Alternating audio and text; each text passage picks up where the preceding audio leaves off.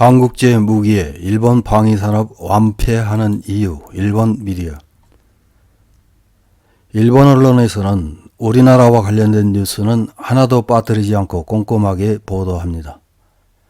그 보도는 때로는 침소봉대하거나 혐오를 유도하지만 무기 수출과 관련된 뉴스에서는 그런 경우는 드문 편입니다.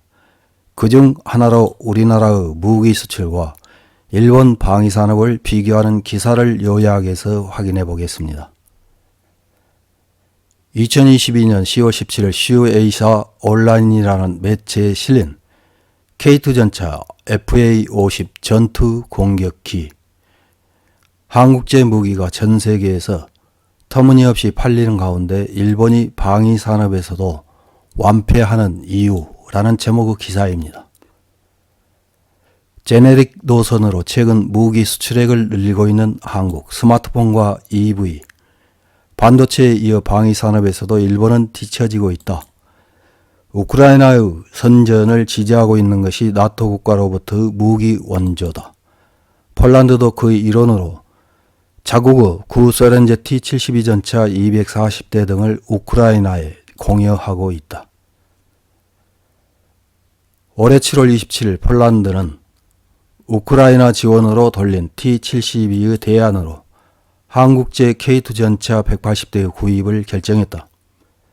또한 2026년부터 K2 폴란드 사양인 K2PL을 820대나 국내에서 생산하는 기본 합의서도 교환하고 있다.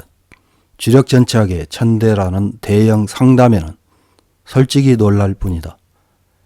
7월 기본 합의 후 폴란드와 한국 양측이 9월 16일 교환한 본 계약에서는 앞서 언급한 K2 전차에 더해 K9 자주포 썬더 48문과 FA-50 경공격기 48기도 추가 구입하게 되었다. 10월 13일에는 양국 간 다연장 로켓 시스템 1000무를 300문 도입하는 것도 분명히 했다. 폴란드와 마찬가지로 구소련제 장비에서 서방식 무기 체계로 전환을 추진하는 헝가리, 체코, 슬로바키아 등 동유럽 국가도 한국에 시찰단을 보내 구매를 검토하는 등 한국제 무기에 뜨거운 시선을 보내고 있는 것이다. 스톡홀름 평화연구소의 최신 데이터에 따르면 2017년에서 2021년 한국의 무기 수출액은 세계 8위로 최근 7년간 177%의 성장세를 보이고 있다.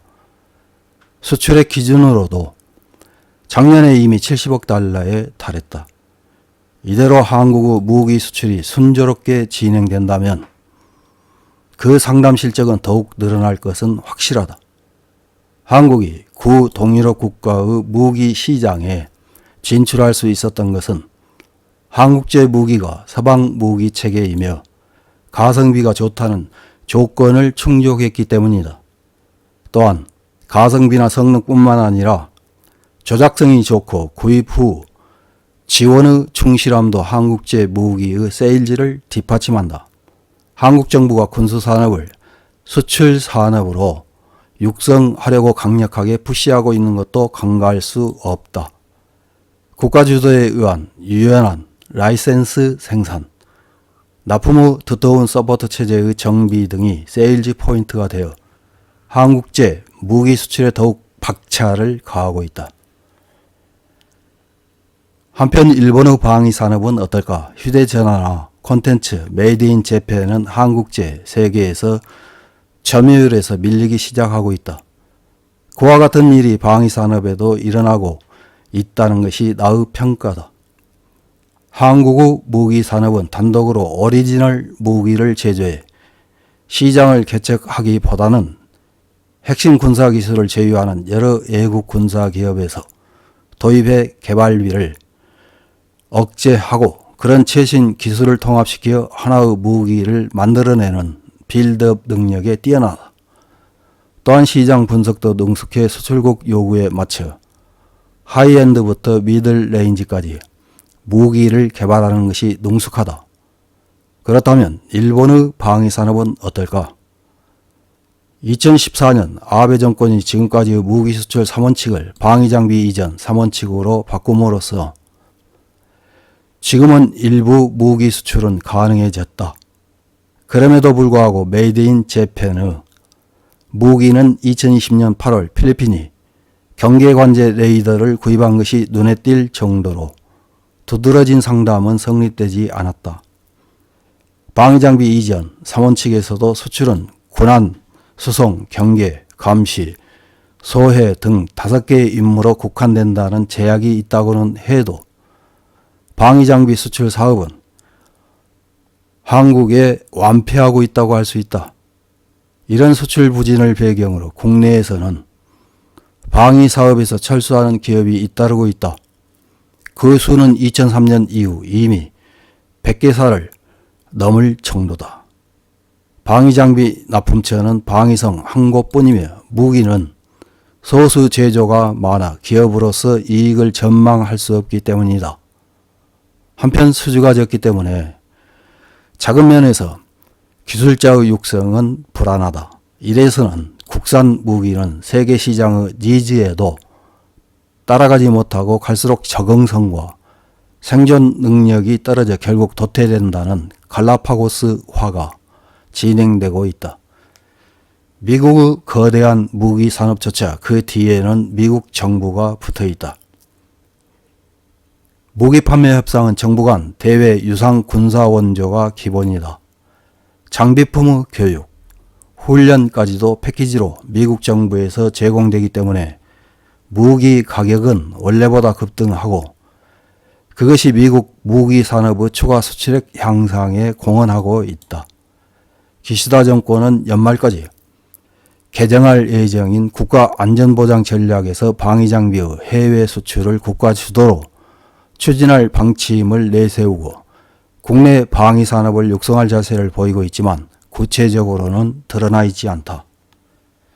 미국처럼은 말하지 않아도 최소한 라이벌 국가 한국 수준의 육성 수완을 보여줬으면 한다.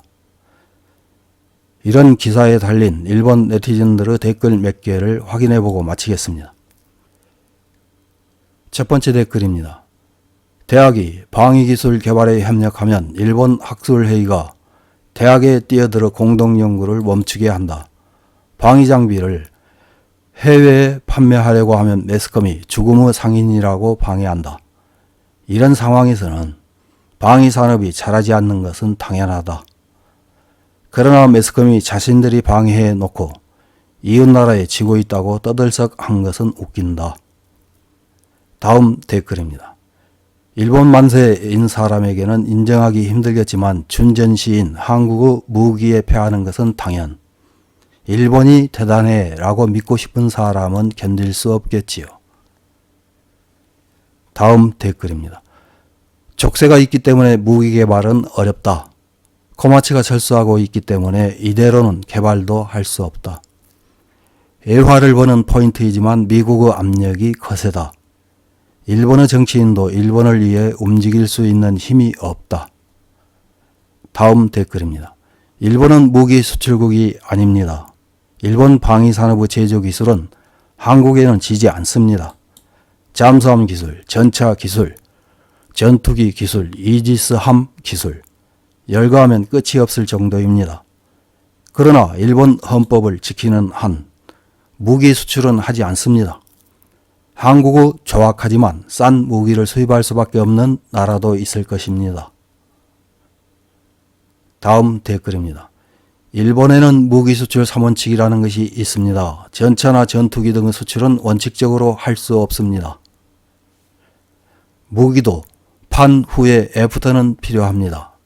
카탈로그 스펙에서는 최고 성능이라도 최전선에서 그 능력을 발휘할 수 있도록 부단한 노력이 필요합니다.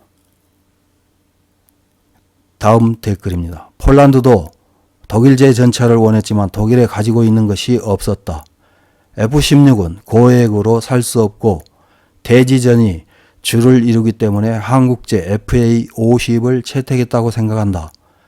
실전 경험이 없는 일제보다 북한군과의 실전 경험이 있는 데다 저렴한 한국 무기를 선택하는 것은 당연하다고 생각한다. 이상입니다.